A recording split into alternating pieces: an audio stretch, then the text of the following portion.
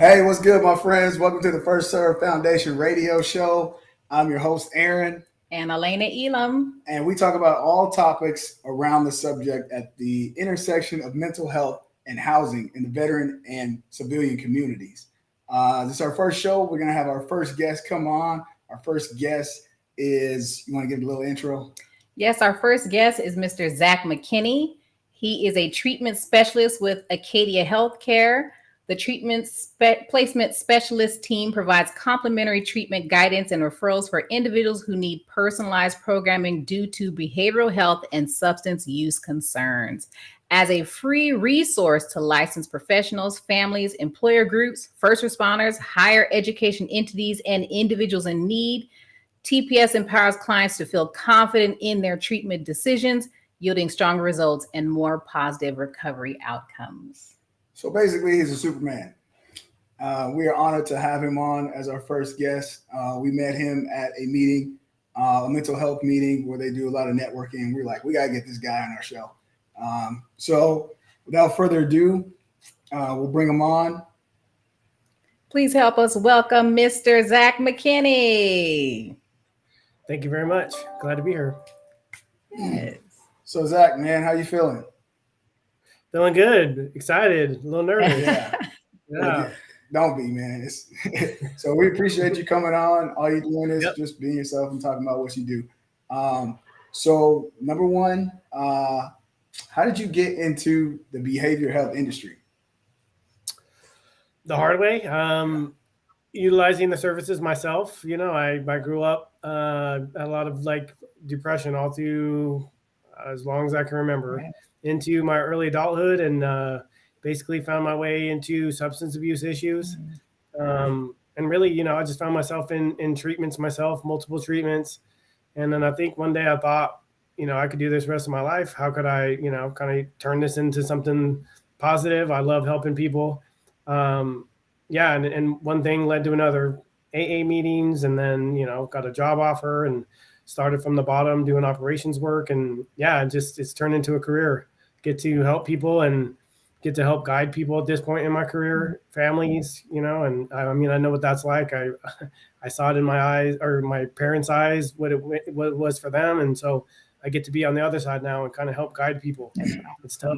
That's awesome, man. So I remember when we first met you, that's where we kind of clicked and connected, because, you know, we started getting in this space where we're meeting people like you and, you know, people that have this 180 story where they were in it and then they turned it around and flipped it for good, you know, turned tragedy into triumph. And we connected because I told you a little bit about my story. I was homeless at 17 in LA. And, you know, eventually after getting out of that, when I went to Afghanistan in 2011, I came back and I was super drinking heavy, checked myself into AA. And so I know what it's like, man, being on the other side, having gone through some of these programs and these treatment programs, and then being, you know, being blessed really to be in a space to be able to give back and serve. So yeah, that's the truth. It's commendable. And Zacch, we hear that you're a treatment placement specialist. Can you go into a little more details of what that is and what you like most about your job? Yeah, it's hard for me to say. So treatment placement specialist, right. You know, I've got to do like practice in the mirror a lot, but TPS. Yes. Yeah, for short, TPS. Mm-hmm. But really what we do, we're a free community resource. And the whole purpose of it is to help people make informed decisions when looking for behavioral health care. It's tough. It's, you know, it should be more personal than going on the internet and matching, you know, looking for a provider that takes your insurance, and it's easy to get lost. There's a lot to it. Right. And really it's all kinds of resources. It's inpatient treatments. It's therapists, it's psychiatrists, any need, and really all levels of care, substance abuse, eating disorder, mood, thought disorders, even chronic pain. There's a program that we have that specializes in chronic pain as it pertains to trauma in the nervous system. Wow. And what I like the most about it is, so I've been in the industry for close to 8 years now. Most of it has been facility level, all amazing experiences. And for a period of time, I worked a lot with policies and procedures and documentation, and people existed through medical records. And like throughout that, I kind of got disconnected to the personal piece of why I love this work. And now I'm in the position I get to work with people in one-on-one. I mean, right on the front lines. I hear the good, the bad. You're case managing at times. There's a lot to it, and like I feel enriched by doing work like this face to face. And it's important to get out there and try to understand the resources that are in your area. And then because when you do get a call, you never know what it's going to be for. You never know what the person might need. And I go outside the box at times as well, because along the way, I meet many amazing people doing great work. And I'm able to connect people to that. And that's rewarding to me. Like I couldn't have imagined myself in the past being in this position. This is not what I expected to do with my life. And, this is amazing. I love it. See, that's super dope, man. That's why we connected right off the bat. Cause like, I don't know if you ever served in the military. You're not a vet, right? Yeah. Like I look at you as like, these are the hometown heroes, right? These are the people who have taken their story and they didn't let it define them. You turned it, you have your passion, and now you're using it to help other people that, reach the hand down and pull them up. That's awesome, man. That's literally the same spirit that veterans have, that military servicemen have. And so kind of the segue to that, within your line of work, is there any treatment facilities specifically that have a veteran program at all? Yeah, many. That's more and more we're seeing programming added, facilities all over the country.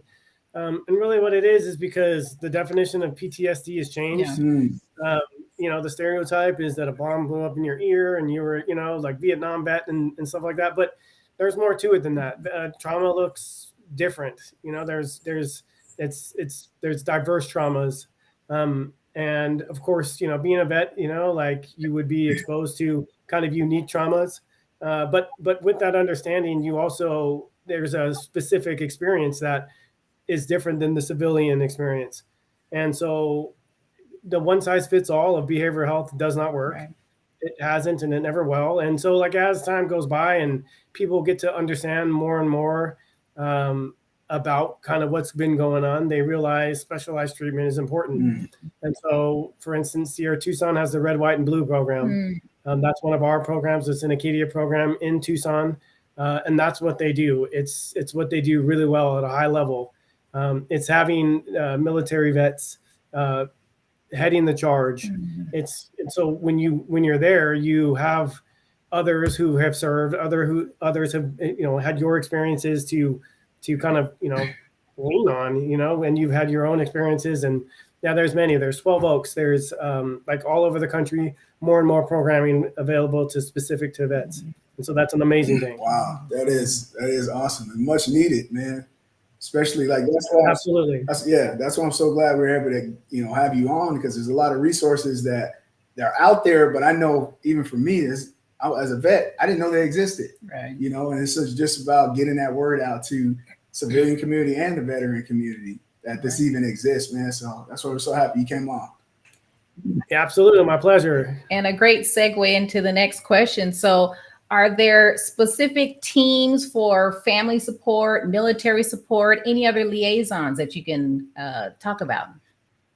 Yep. So I work for Acadia Healthcare, and what's great about that, it's one of the largest behavioral health companies there in the United States. And as a result, there's lots of resources that are afforded to me. So to be able to help someone, I'm only really as good as the resources that I have available to me, like in the community. But what extends outside of my community is like these liaisons is the term, that Acadia Healthcare has. So they have the Military and Family Services team. We have the Children Behavioral Services team, the CBS team for short, and they deal with primarily adolescence issues. We have the higher education team. So anyone who's a college who's enrolled in college and and struggling with any kinds of addictions, we can help them by utilizing these services. So what we do is we reach out and benefit from they're experts. So the military family services team, these are military members, of course, and they have the inside knowledge of basically how all of that works. They understand all of the services that are available across the country. The adolescent team, the CBS team, I'll utilize their services when I have an adolescent case that goes above and beyond, kind of like of what resources are available. You get really tough cases. Someone needs a longer term care, or it's been a tough case most places won't take. That's when I lean on these teams, because they are able to, go outside of where you might think is possible. It's amazing to have that as a resource to be able to help individuals and to help more. The goal is to help more. Right. Wow. So it's an extension of beyond just what I know. It's a team that's nationwide, and it's amazing. I don't know how I could function without it, to be honest. Wow. So yeah, that's what I was going to ask you. Like, is it nationwide? Is it all over? So anybody can access this. Okay. Yeah, and I also forgot to mention the first responders team. So we have, nice. we have two. We have one that focuses on the West Coast and everything from the middle to the west, and then from the middle to the east. Yeah. So first responders as well, firefighters, policemen. Yep. Yeah. So we thank you guys for that. So the audience probably doesn't know. Yeah, I did 12 years military, but I'm a current firefighter. So the first responders, we definitely need those services, and we're just like military in the sense that we're not going to really speak up, come up front, though we know we need something like that. Maybe it's a pride issue, but that's why I'm just like, hey, if we can get this word out there that this exists, you can always come and find it anonymously. You were talking about some of the tough cases that you had, right? And so I'm thinking, like, if I was an individual coming to use this, what would be like the hardest part for me as an individual and part of this process seeking help? Making the call, right? Picking up the phone, making the phone call.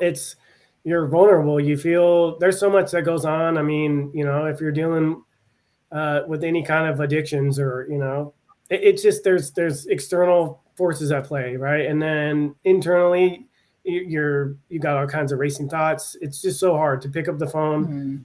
And I don't know. I know from my perspective, I'm a defeatist ahead of time. That's not going to work. I've already tried. I do that, man. I do that too. Yeah. They're just going to put me to somebody else, and then that person's going to, it's just, this is why I don't look for help. And yeah, just making that first call, like a lot of things, it's just getting the first piece of the process started. Wow. Okay. Right. And are your services, are they 24/7 if someone does call and need assistance? That's a good question. I don't set availabilities, I probably should, as far as boundaries goes. But really, honestly, like, there are some emergent issues. Yeah. And even if it's to call and pick up and just kind of receive the person where they're at, right? Like, if they're in type of a crisis, I might be able to at least provide some kind of assurance. So, like, if I want to get into a program, say I'm calling myself for, and as an example, someone's calling myself to get into a program, and it's 9:00 at night, all insurances are closed. So it's not like we can really get the majority of the work done. A lot of admissions teams is gone, but at the same time, like, just knowing that someone's there and answers the phone, and when we were already telling ourselves this isn't going to work and whatnot, I know that's important. So I make myself available as much as possible.